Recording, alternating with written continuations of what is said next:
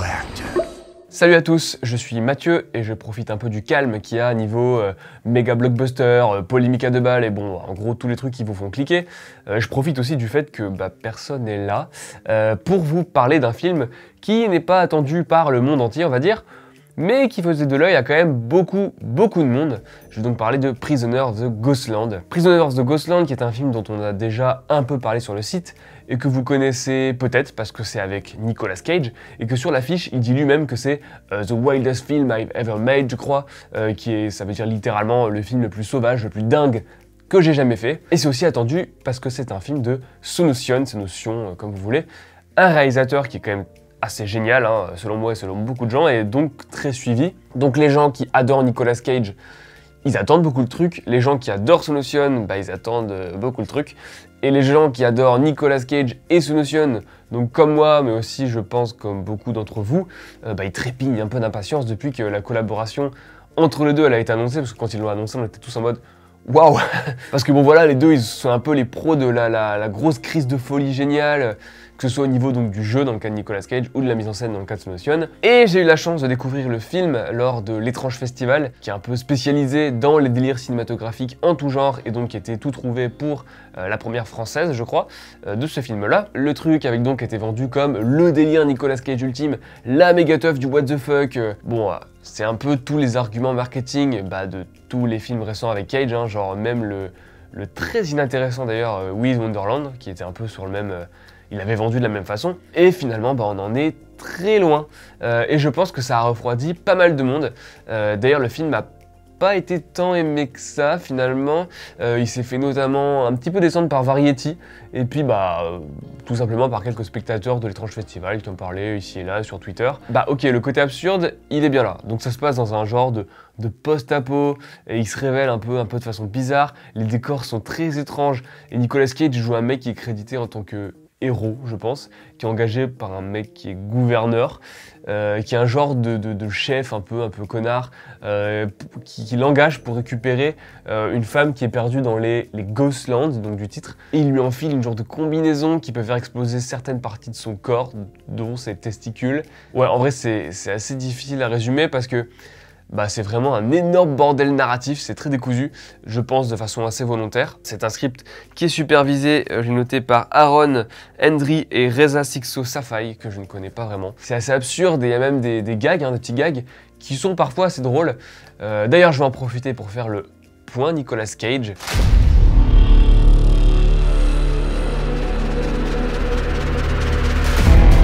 Et pour le coup, il est assez fun, c'est-à-dire qu'au début, on a peur qu'il soit comme dans ses rôles récents les plus chiants, hein. Vous savez, quand il fait un peu toujours la tronche parce qu'on ne lui donne pas grand chose à jouer. Mais là franchement il y a d'authentiques dérapages à la Cage, notamment un discours qui je pense devrait rester dans les mémoires et quelques réactions que seul lui peut faire. On sent qu'il est quand même vraiment heureux de bosser pour Sonotion par rapport à d'autres cinéastes qui lui laissent beaucoup moins de marge de manœuvre. Sonotion qui est un cinéaste qu'il estime beaucoup. Puis donc voilà, il est vraiment taillé pour ce genre de rôle, donc voilà. Fin du point Cage. C'est absurde sur le papier, mais en fait c'est parfois assez laborieux et je pense en fait que c'est surtout à cause du montage et de la narration qui met en scène ce montage, qui le provoque. Un montage qui tente en fait pour moi de vraiment mettre en valeur donc les décors au détriment du rythme qui est nécessaire à un truc aussi qui se revendique aussi absurde. Il y a notamment pas mal de séquences où en fait il avance et en fait autour de lui il n'y a que des raccords regards et qui dure, c'est assez dingue. Et selon moi, ça annihile un peu le sens de la composition du cinéaste qui est toujours là. C'est-à-dire que c'est assez kitsch, hein, et c'est assumé comme tel, mais il y a quand même quelques vrais beaux tableaux, vraiment à la Sonotion, mais il y a ce montage qui est un peu appesanti, qui réduit vraiment pas mal leur effet. Moi je pense par exemple à ce qui se passe après où il y a un genre de réseau de travelling, plein de travelling sur un très beau décor avec une super belle photo qui est de Sohei Tanikawa, qui était d'ailleurs déjà sur Love Exposure, Guilty of Romance et The Forest of Love, 3 films que je vous conseille de voir beaucoup. D'ailleurs le dernier est sur Netflix. Donc voilà, une belle photo dans un beau décor qui est d'ailleurs filmé que d'un côté, c'est assez intéressant, ça rajoute encore à ce qui se joue dans la scène. Bon, je vais pas vous faire l'analyse un peu du truc parce que personne l'a vu. Et du coup, le côté énorme, trip réjouissant et visuellement ultra inventif, il se prend un peu les pieds dans le tapis. Bon, heureusement, les dernières minutes sont plutôt cool, hein. Il y a pas mal de bastons, il y a des plans vraiment somptueux. Donc on en sort sur une note assez positive, mais avec un petit goût amer sur le coin de la bouche. Du moins, ça a été mon cas. Après, je pense que l'envisager sous cet unique angle, c'est un peu réducteur. Parce que déjà, le casting est assez dingue, hein, parce qu'au-delà de Nicolas Cage, il y a pas mal de gens cool dans le casting secondaire, et des gens qu'on veut voir plus souvent, surtout en fait. Comme Sofia Boutella, par exemple, que les chanceux ont découvert dans Kingsman, que les malchanceux ont découvert dans La Momie, et que les gens bizarres ont découvert dans Climax. Je crois qu'elle était dans Climax. Il y a Nick Cassavetes aussi. Oui.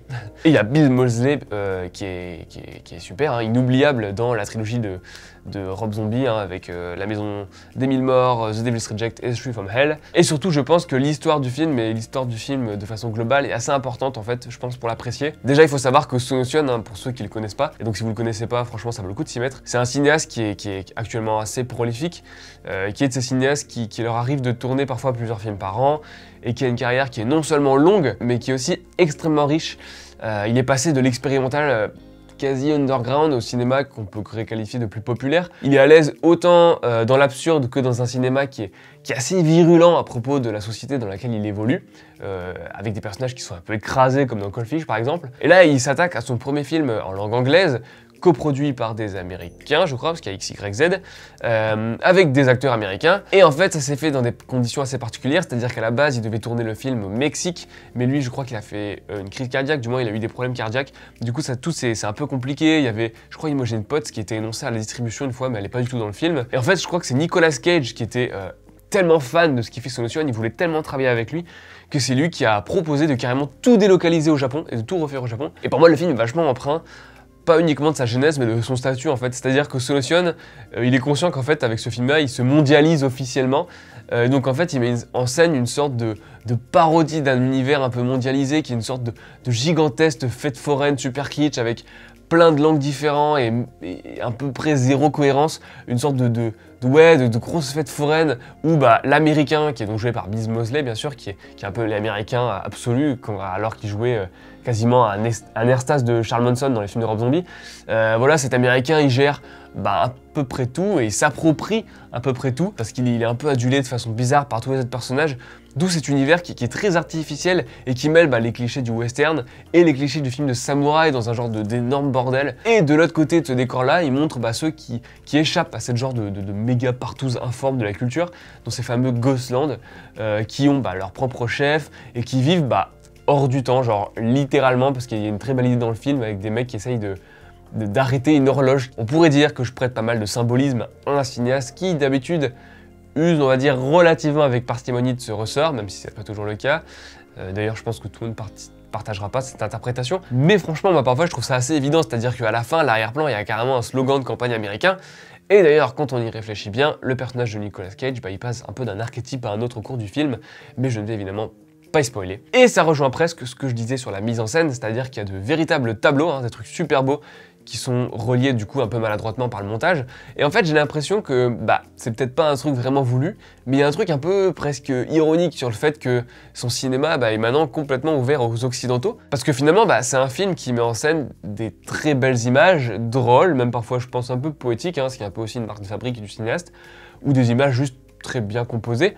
Et en fait, le premier contact des Occidentaux avec son cinéma, Sonotion, bah c'est justement via des images qui étaient ultra marquantes, qui sont un peu devenues pour nous, bah voilà, encore une fois, sa marque de fabrique, parce que le mec avait déjà eu une énorme carrière avant d'exploser à l'international, et il a quand même vraiment explosé, on va dire, avec Suicide Club, qui est un film qu'il a fait en 2001, je crois, et qui en fait il est passé en festival et tout. Et en fait du coup le premier contact que les gens ont eu avec Sonotion, c'est cette scène d'introduction de Suicide Club complètement tarée, ce genre d'énormes massacres complètement fous, et en fait qui sont des images qui sont vraiment rentrées dans la rétine, enfin dans le cortex des spectateurs, et qui du coup ont fait son sel, sa spécificité, qui est vraiment un cinéaste qui crée des images ultra spectaculaires, complètement vu nulle part ailleurs. Là, il refait un peu ce truc-là. C'est un peu tout le cœur du film, avec en plus un acteur, bon, on peut pas faire plus iconique pour la culture populaire mondiale. Au point que, du coup, vous l'avez deviné en m'écoutant, c'est surtout les décors qui sont importants dans le film. La façon dont il les met en scène, dont il met ses personnages dedans, à un point que ça en devient presque théâtral, parce qu'il n'y a pas tant de décors que ça, il y en a genre 2-3. Et du coup, ça recoupe un peu ses talents de quelqu'un qui sait se mettre lui-même en scène, hein, presque un acteur lui-même, même s'il n'est pas dans le film.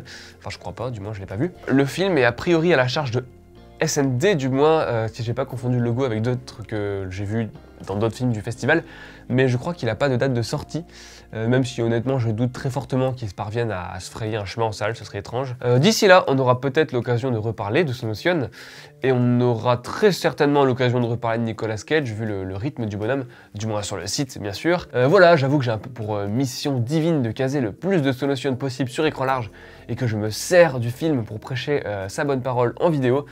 Donc si ça vous a pas donné envie de vous faire vous-même votre avis sur ce drôle d'objet qui sortira probablement un jour, j'espère que ceux qui sont pas familiers avec son cinéma voudront un peu plus le découvrir. Si vous voulez approfondir un peu plus sur lui, je vous conseille un livre que j'ai pas sur lui là, mais qui est Sonotion, l'exercice du chaos, je crois, de Constant Voisin, et qui est assez intéressant. Sinon sur ce, je vous dis la prochaine, n'hésitez pas à vous abonner pour plus de vidéos, enfin pour voir plus de vidéos de nous, à mettre la cloche, tout ça, à venir nous lire sur le site, où on parle beaucoup plus de films un peu moins médiatisé, on va dire, comme celui-ci, où on fait aussi de très bons dossiers à beau. Vous pouvez nous soutenir en vous abonnant, on vous adore si vous le faites.